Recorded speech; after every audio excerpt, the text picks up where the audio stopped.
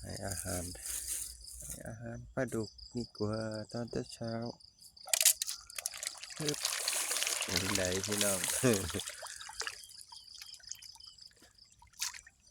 แมงเมาบ่ออดขึ้นอันนี้บ่ได้กินแมลง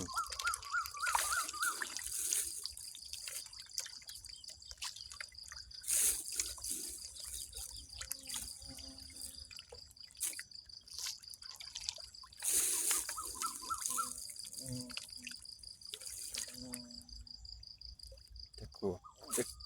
จะกลัวเดือนนะมั้งเอามาทำปากกามือที่ซ้ำนามิดนะ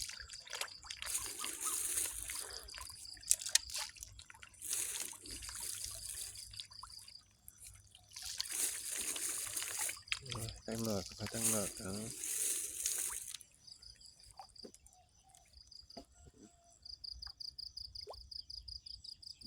งนี้ก็เขาทางนี้